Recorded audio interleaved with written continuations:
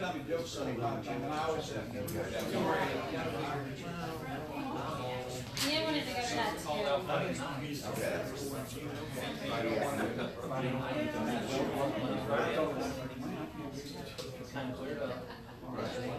Well, why not? You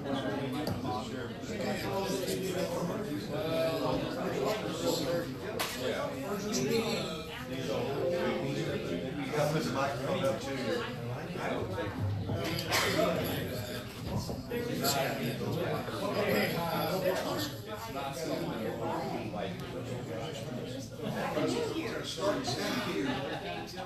Once we start recording, we'll have you on, and same way from here on out, if we're recording, we're not recording today. The record, Commissioner, all present.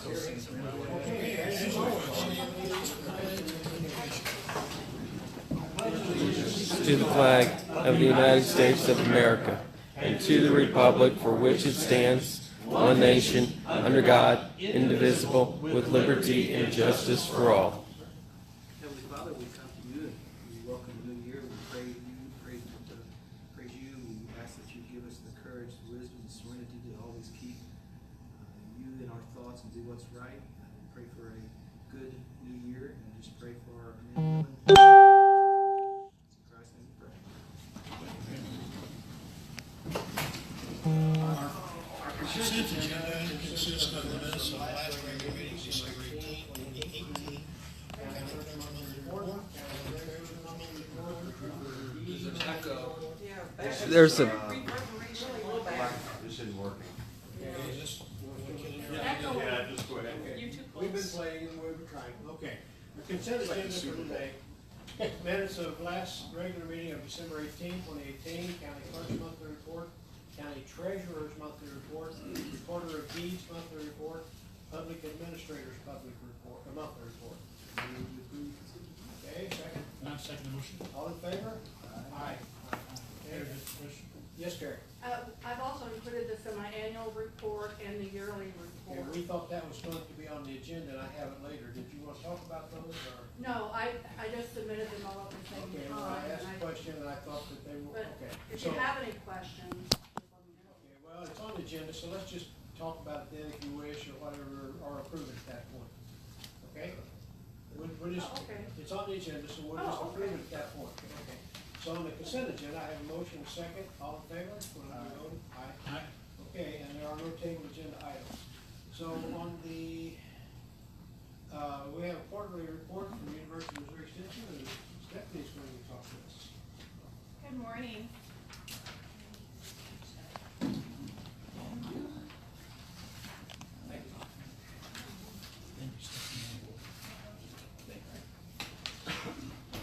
Probably the best way. Okay.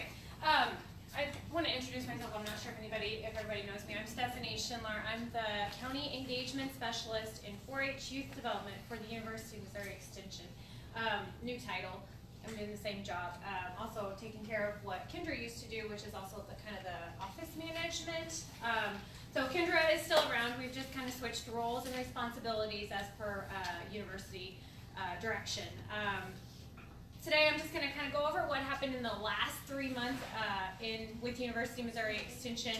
We've been busy just doing a variety of programs. In our office we have a housing specialist, we have a livestock specialist, we have a youth, myself, which is a youth specialist, and then we have a YPA, which is a youth program assistant, and a nutrition program associate. And all those people work in the county and work in several counties conducting their program areas. Rebecca Blocker is our housing specialist. She's been working on various trainings, updating some of her workshops that she does for the SCE Clubs, the Family and Consumer Education program. So she updates those trainings and gives those to our SCE folks in the Southeast region. She did an all-hazard emergency response training for child care providers. That provides 2 CEUs for local child care providers.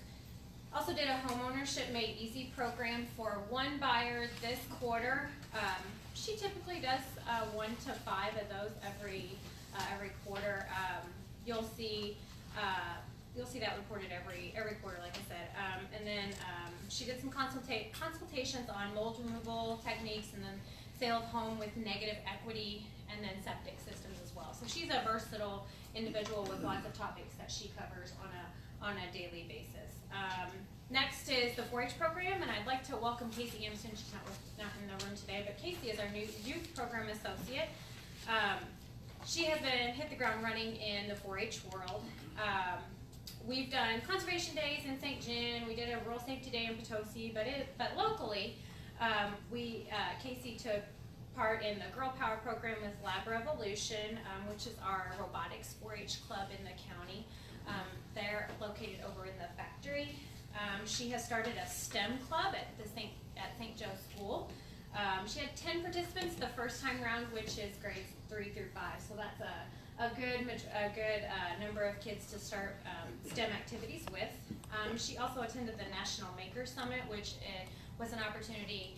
She chaperoned 2 youth from St. Francis County in DC, and that was an exciting opportunity that popped up very quickly. So I was glad we could have some folks go.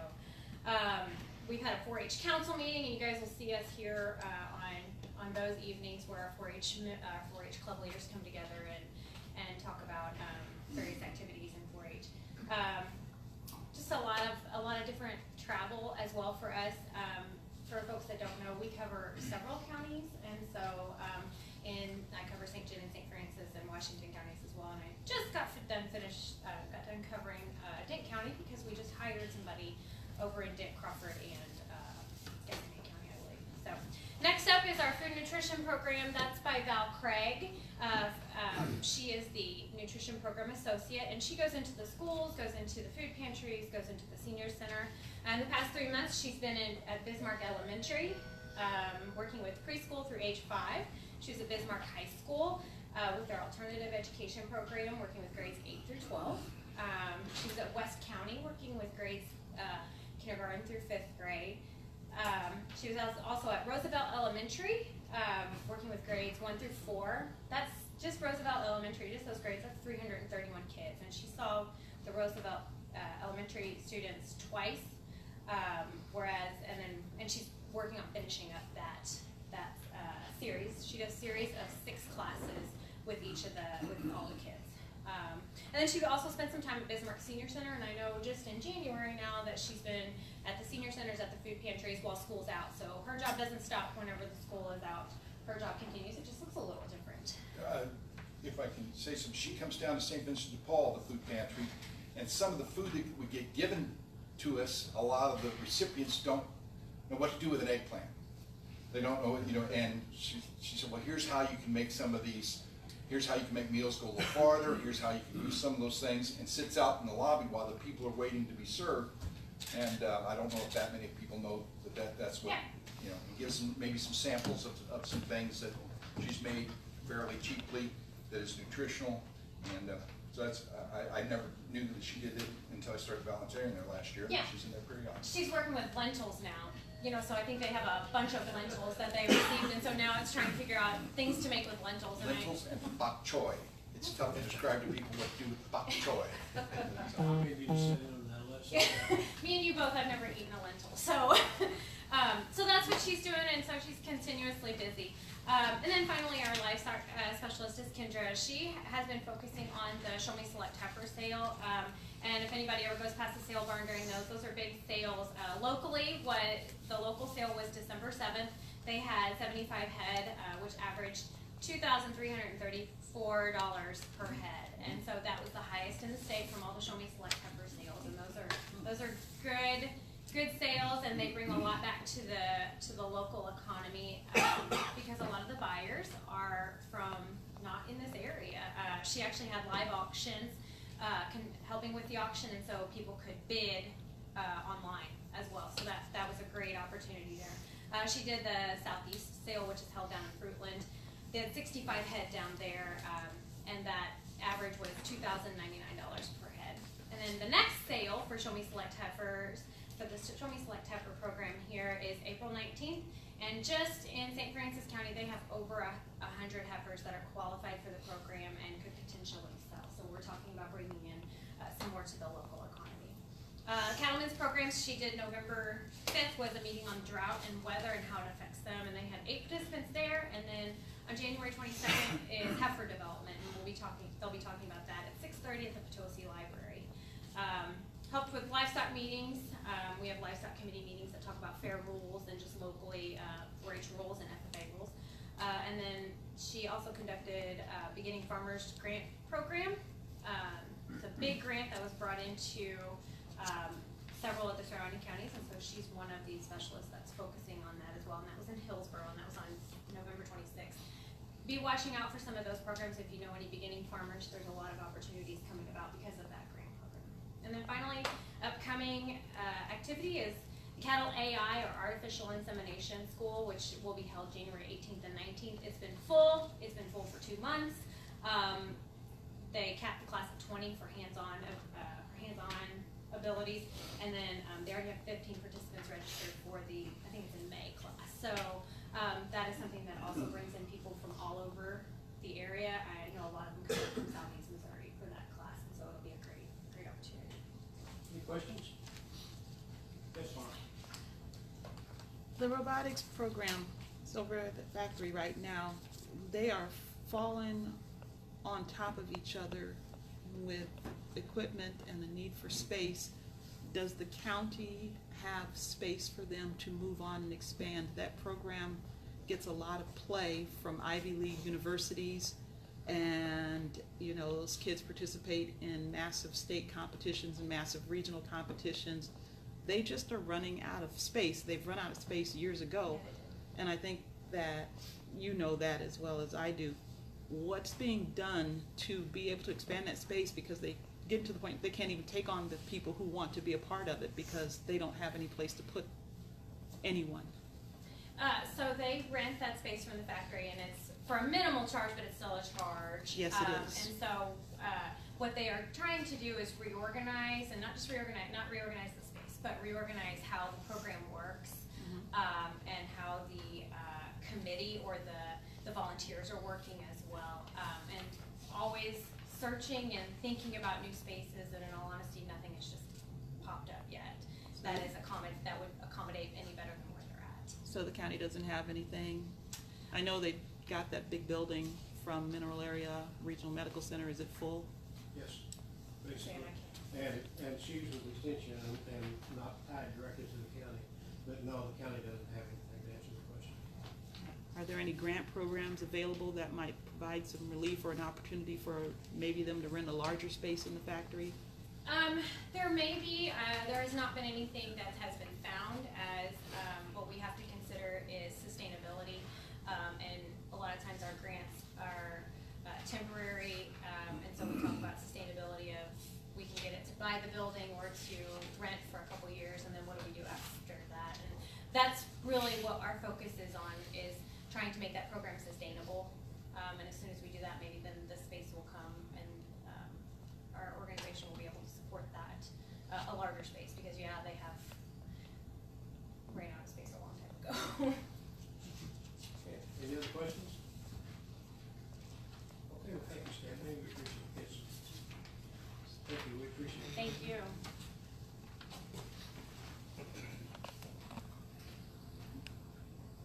I'm having trouble with my technology today. Okay. Dan Ward's gonna talk about waiving penalty and interest. Dan? Yes, I'm here, thank Here you. you are.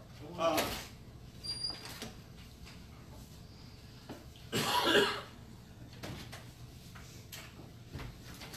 I tried to avoid coming out, they say TV adds an extra 10 pounds to this. The waiving penalty and interest on the Kesters, this is a situation where we'll take the responsibility for this. We sold, they bought a house that was a parsonage. It was tax exempt prior to them purchasing it, and we were moving that parcel from governmental into Vanguard, and somehow it went back to the church, showing the church owned it, which made it exempt automatically. So for 2 years, the bank that they financed their house through, which was paying their taxes, evidently did not pay those taxes. They didn't get billed, so the money got sent back to them. The bank has the money. So when we realized what had happened, we corrected it. but due to the fact that it was a computer error on our side, we just, I talked to Pam about waiving, and she said I would need to come up, of course, and do it the proper way through the county commission in order to waive the late fees and penalties for the 2 years that we did not get them taxed. The bank has the tax money, but The not. bank is holding the money, they're prepared to pay it, but I didn't feel that the folks should be responsible for late fees and penalties because of this. On the recommendation of the assessor, I move that we waive interest penalty in the amount of $445.66. Any questions? Seconded by Commissioner Mullins. Yes. See, yes. And all in favor, say aye. Aye. Thank you, Commissioner. Am I up there again for another one? That's the next one. Okay, I think Pam's got this one. Pam, you wanna talk about the accounts? This is another piece of property that a deed was recorded in 2018. When it was recorded, the assessor's office put two parcels together, and they thought that's what they were supposed to do. Well, then the property went through a title company, and they were gonna do some changes and change the name. So the title company checked on the taxes and got the amount of the taxes and submitted a check. Well, before they submitted a check, right before they submitted a check, a court order was done and separated the two pieces of property. So the bank didn't know about the two pieces of property now that was one. We didn't, we just did the court order like it said. We marked the one paid and we sent money back for the difference. Well, they didn't get the money back. Money's never been cashed. This year, when the individual found out that the tax bill was still due out there, he said, I went through a title company and everything, it should have been taken care of. Well, it still sit out there, the check, I still have the money for the taxes. And I have money for a little bit of the interest and penalty, but not enough to pay the whole thing. So, since this was really no fault other than it's combined and separated and the timing of it, we're asking that part of the penalty and interest be waived, whatever I don't have to cover it. That would satisfy the bank with their responsibility. It would take care of the homeowner, and then it also takes our books up to. But yes, and what kinds of dollar amounts we talking about? Or? Well, back in June when this happened, the tax bill would have been $536.07 with penalty and interest to that point. But we have money in the total of $491.05. So the amount of forgiveness is less than $100. Oh, yes. That's that uncashed check that you're talking about? Yes, we would use that to pay the taxes and the interest and penalty, the money that we have for it. Stop the difference. Okay, is that, go ahead. I'm sorry, are you completing what you're gonna say? Yes. Yeah. On the recommendation of the collector, I move that we accept her request to forgive the portion of interest and penalty that's not covered by the check previously. And I keep breaking in here, we don't have recording. You asked for the sound earlier, and I asked when they did the sound that we start the recording. We're not recording today, but just to get used to that, I will say that motion was made by Commissioner Wilkinson, so that we have a record that we can go back anytime who made motions and what the votes were. So we have a motion now by Commissioner Wilkinson. I have a motion, do I have a second? I second. Okay, and seconded by Commissioner Mullins. And any questions? All in favor, say aye. Aye. Aye, thank you. That's unanimous. We're learning this new system here and recording system and all that, so bear with us, please. Keep going the wrong way.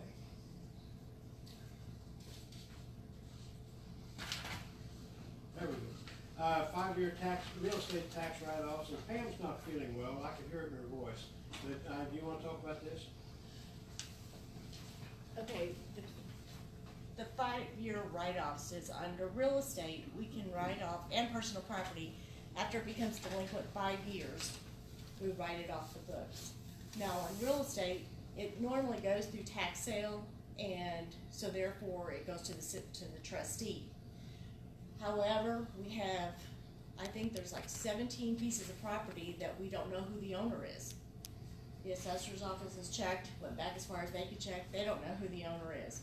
I can't sell those because we haven't been able to notify them. So that's what we're writing off, just 1 year of those taxes. That 17 ownerships or 17 properties is this year alone. We have it every year because we never, Right. But is that 17, the ones that approved the 5 years history this time? that has 5 years, yes. This time only. And then, well, and then next year we'll have the same pieces of property to write off 1 year at a time. Oh, 1 year time. Yeah, we don't write them all off completely. Okay, any, motion? I would move that we allow Madam Collector to use the 5-year real estate tax write-offs and trustees write-off. Okay, motion by Commissioner Mullin. And a second? I second the motion. And by Commissioner Wilkinson. And any questions? Okay, all in favor? Aye. Aye, thank you. Okay, Mr. Morris has asked to be removed from the agenda. He was gonna talk to us about some road conditions and make it.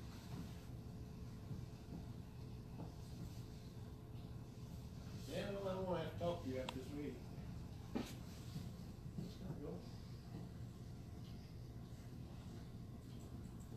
Yeah, there it is. Nope, that was it. There it is. Now, appointment of 2 commissioners. The TIF district in Park Hills has asked that they get 2 commissioners to represent the county, 2 people representing the county to be on that commission. And so Ernest's suggestion was, since it's in Commissioner Wilkinson's district, to name him and me. Make that recommendation. So, can I have a motion? I would move that we allow Commissioner Wilkinson and Commissioner Gallagher on the Park Hills Tax Increment Financing Commission. Okay, second? Commissioner Wallace? And I would second that. Just curious who recommended me. Harold's one who didn't recommend it. That would be Mr. Nalke. That would be, dear Mayor, you want me to read? No, I'm From fine. Daniel Nalke, the mayor of Park Hills, dear, yeah, that's all. Anyway. Okay, any questions? Yes, Tom? Is that a quorum? And is there a conflict of interest? No, it's their commission. Yes, Now, I see, you mean 2 people meeting. Is that what your question is? yes, and also with the voting process. You've got one commissioner making and seconding and probably voting. We're not voting on county business, we're voting on TIF district business. Right, I'm talking about, The vote you just took. yes, I mean, if you're addressing it, isn't it still county business? It's on your Okay, agenda and you're dealing with Are we it? talking about this TIF district or something No, else? I'm talking about the commission's decision to vote to appoint 2 commissioners to the TIF commission, is what I'm talking about. The county business of you all voting on this, putting Okay. the 2 of you on How there. else would it be occur? How could it occur? Well, that's what I'm wondering. I'm wondering if it even can. If the TIF district has provisions for 2 representatives appointed by the commission, By the county commission. most of the time, TIF will have the ability of the presiding commissioner to make that appointment. But I'm assuming wanting to do it formally, that those are gonna be the representatives on Yeah. to represent them. I get what you're saying. But the TIF district is almost 10 members, and they're usually say, okay, 2 must come from the commission, 2 must come from the school district, 2 must come, and. Local business. Yeah. I get what you're saying, but. Most of the time, depending on the wording of the TIF, is they give the commissioner, presiding commissioner, the ability to appoint those 2 people. I So I get, don't know how this one reads. was my point. Either you are having the ability to appoint 2 people, probably including yourself, but from a parliamentary perspective, having a 3-person commission where only 1 person makes a motion and seconds his own motion and probably ends up being the one voting on it, that doesn't really sound right, is what I'm saying. You get what I'm saying, Kevin? I do get what you're saying, but typically in any type of, like a council, that when you have people being appointed on to boards from within that thing, they are allowed to appoint that appointment because that's where the makeup comes from. But if they were appointing it to something that was a paid position, you'd have a problem. But since it really, I believe he has the ability to just name them. That's what I was wondering. So, but Rather I than- agree with Kevin, I think they can just name the two representatives. Yes. But we can check on that to make sure if you want to, and you can do this at the next meeting. I'm thinking, There is a deadline on it. yes. I'm thinking if you have the ability to name them, you don't have to have And a this does commission not meeting give that to do it. ability, according to the, because we did have a copy of that. Okay. It has to, the two people have to be appointed from the commission. Okay, So, that's why. we don't have enough commissioners Kevin, then. if I may, that clarification, there are two members of the commission who have to be appointed to that TIF. 11-member TIF board. Well, but the two members of the commission to be appointed to that board, why can't that board make the appointments? Or why does it have to happen at the county commission meeting? Well, I'll be happy to answer that, is because they don't want it to be loaded. Heck, if I was the TIF, I'd want to appoint them all, so I could do whatever the heck I wanted. Okay. These are to protect the county's interest Okay. in this tax. And- You're withholding taxes from this county, they should have some protection. So they have the ability to appoint the people that are gonna protect their interest. If you wanted to load the board, if I was mayor of Farmington, I could have loaded it all up with my friends and said, we're gonna take it all. Okay. And that's why they have to have protection. Okay, Thank you very much. So would it not be more aligned with parliamentary procedure for maybe the presiding commissioner to recommend two people and then have the TIF board vote on to TIF board doesn't accept or vote on reject that. them? No, TIF board does not, that is an appointment from this commission. Okay. Yeah. We need to Now, move it's on. not, it's perfect, but that's what you gotta do when you only get 3 people. The commission could appoint somebody off this board, but if they wanna protect this board, I wouldn't give that authority to somebody else. Okay, I have a motion and a second. All in favor? Aye. Aye. Thank you. That's all, unanimous, okay? Okay, Kerry, this is the semi-annual and annual report we were gonna talk about. Okay. By law, we are supposed to turn in a monthly report. By law, we're supposed to turn in a semi-annual report to the county commission. We also do an annual report, which is not required by law, but it just summarizes the whole year of 2018. And if you choose, you can put it out on the website for the yearly 2018 treasurer's report. It basically goes by fund as to the activity that's been going on for the last year. Do you have any questions about the report, or?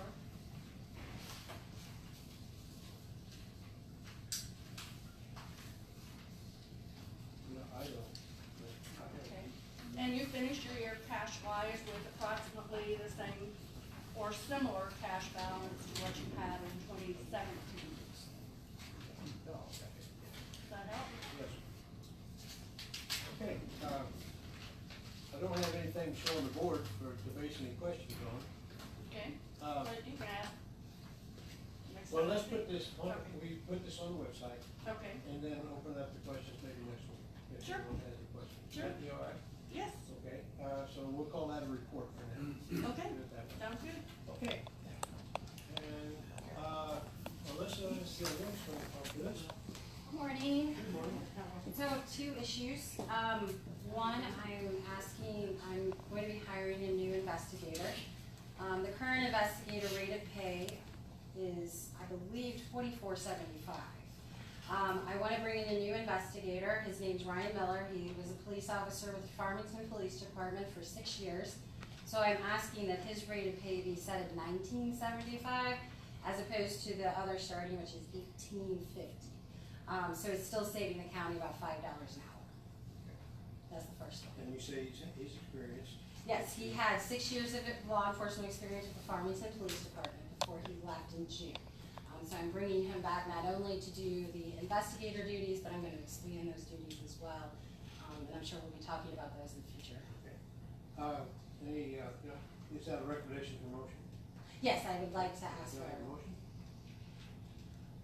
I move on the recommendation of the prosecutor to approve the request. Okay. Commissioner Wilkinson and sir. Okay, any questions? Okay, all in favor, please say aye. Aye. Thank you. That Thank carries. you. My second one is that, I hired an attorney, her name is Courtney Goodwin, and she lives in St. John, and it's come to my attention that if somebody lives outside of the county, I need to request approval from the, commission to approve the fact that somebody lives outside the county. I've looked in the past, if it's a professional service like attorneys, then the commission is basically just has to bless it. If it's another type of hire that could have been acquired here locally, they have to have prior permission to hire somebody outside, and you all have had the precedent that you could do that if they had skills that were necessary for that position. We've done that.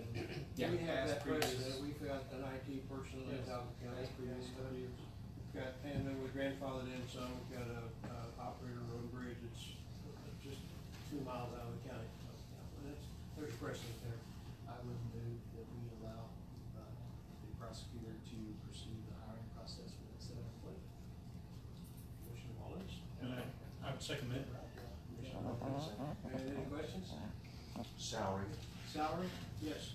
Her salary is $85,000, which was like that 4,700 less than Pat Keene's, who she's replacing. And it's in the budget. It's in the budget. Any other, okay, any other questions? All in favor, please say aye. Aye. Aye, thank you. Thank you. Dan, you're gonna be talking about destruction of records like I have pulled this up. I'm not moving to you. Dan. Okay, Dan, come on, Oh, come talk on. about destruction of records. Yes, we have so much space, we're limited on space, and according to statute 109, chapter 109 of the state statute, we are allowed to destroy certain documents. We hold them for 5 years, so we're moving into the new year, so 2013, we want to remove and destroy. In the past, we've taken on the shredding process, and actually last year, I physically just loaded them all in my truck and went out to behind the jail, and one of the road and bridge helped me burn them all.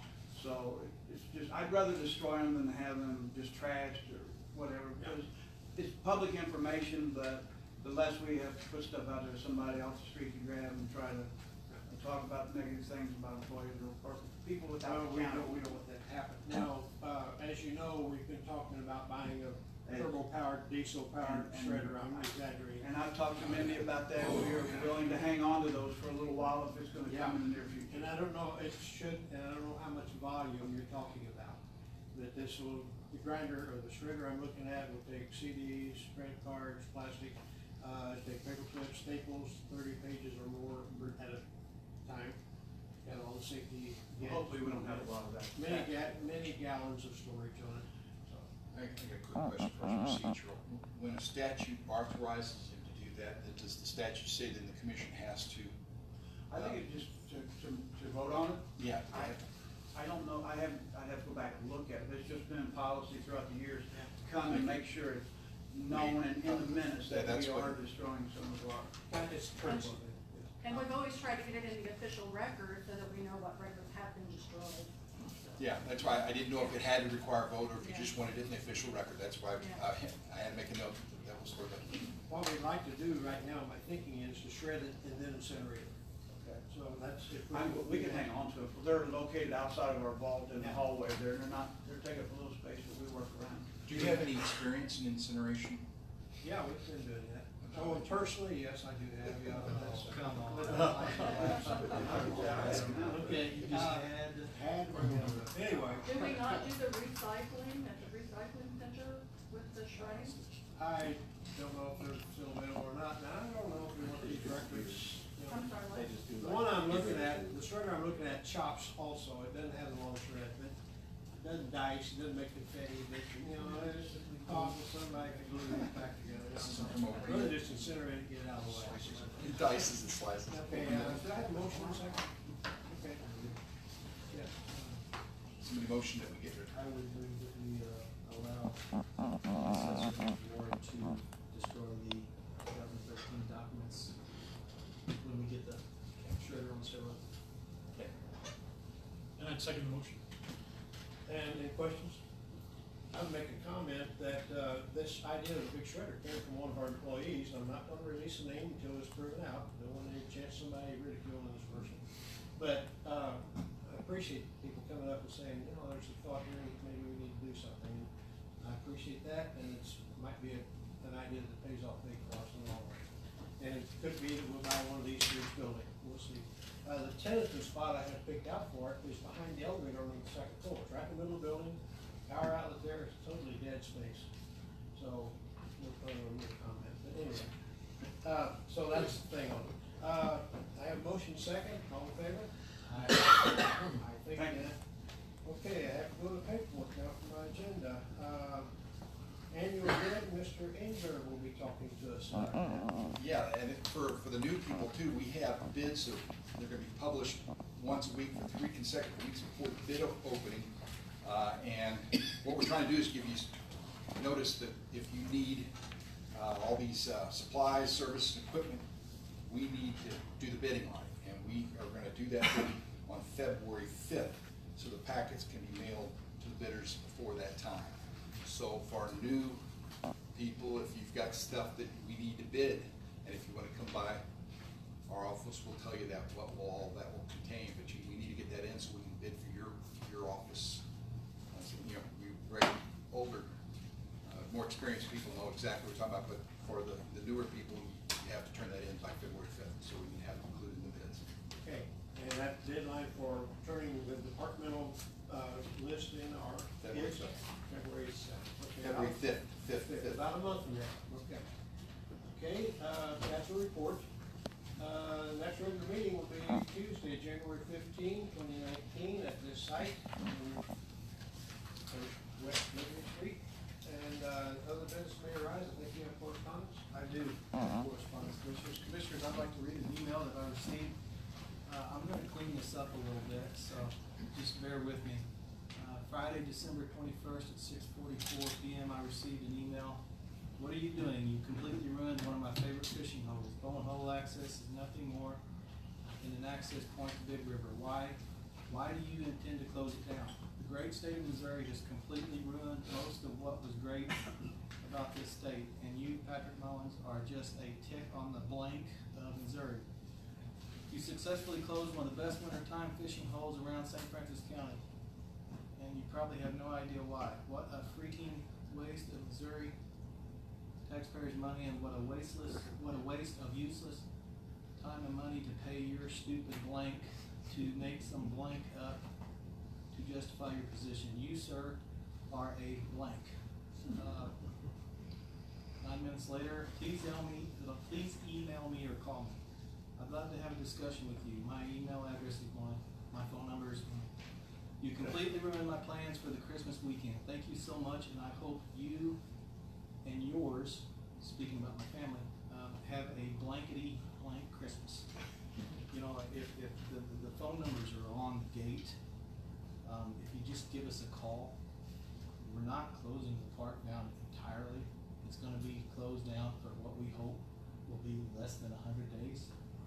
When we closed the park down, the contractor, Carl R. Jones, immediately went in there, walking the property as our highway administrator and our warrant superintendent, using the side to side to show the contractor the best routes, the cheapest routes. And again, if you just reached out and called, we would be glad to explain. But it's this frustration that I just wanted to read that. That's correspondence. Thank you, Commissioners. Okay, any other correspondence? I don't need that. Pardon? Maybe. Maybe. Do we have any departmental reports? And public comment? I got a procedural question on these meetings. It seemed like last year, that you weren't voting. Yeah, I always did. It was showing minutes that I always voted. Well, you were calling for a vote, and you generally got 2 votes, and I figured. It always showed that I voted. All right. And that was an agreement from Mark and I. All right, and so maybe we didn't hear it verbally, or maybe I didn't hear it verbally because I'm so far in the back. But this year, we're hearing you verbally vote, is that correct, as far as recording equipment? Once we start recording, I'm just asking them to get used to that, because he had agreed with Mark that if the other ones, then he was to assume that it was an aye vote. Mark, I want it on the audio, so that if anybody wants to go back and find it, we've got it, who voted yes, who made the motion, those type things. And like we were talking about, you getting, being authorized, we have it on record that you were authorized to destroy those, so that will be the intent.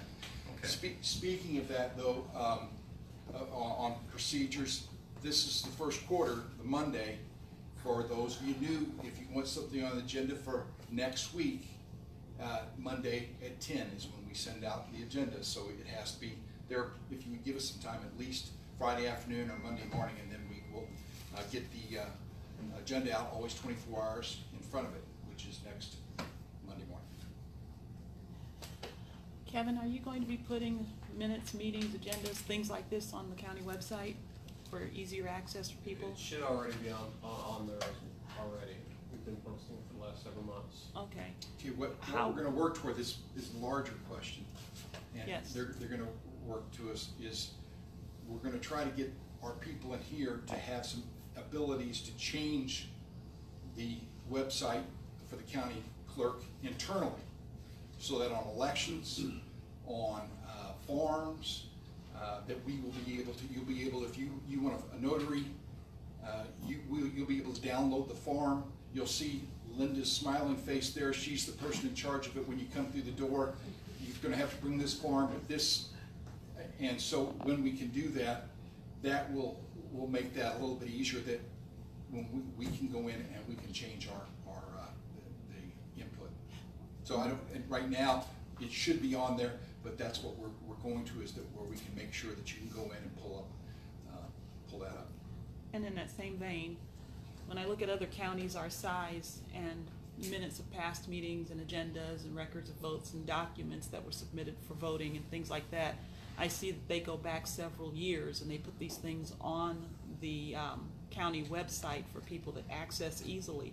I'm wondering if, since we have not been doing that in this county, if the people who want those records now have to go through the Sunshine Law and pay this additional $45 fee just to get started to do that, or will the county do as other counties our size have done and put those records on so they be easily accessible? Right now, it'd be our intention moving forward to put everything on, including the audio log of each meeting. That's the idea. Going back, if we go back to everything that's been done every week for the past 4 or 5 years, I'm going to see how cumbersome that would be, but I would say that would be easier to sunshine. One thing, we will make everything available, but I think we'll be in, there's a lot of meetings that I've been at that I can't imagine anything there being sunshine, and yet we would have to put it down. We can't just skip weeks and say, there really wasn't anything worth anything on that week, so we skipped it. Right. But no going forward, counties do that is the plan, is to put things on so some people can go and get on the website and look and see what Dan was getting prepared to shred and anything like that, and they'll have availability. Whether we go back and do it retroactively, we're going to have to evaluate that. Are there any other comments or departmental reports? Okay, I move for an adjournment. Is it the adjourn?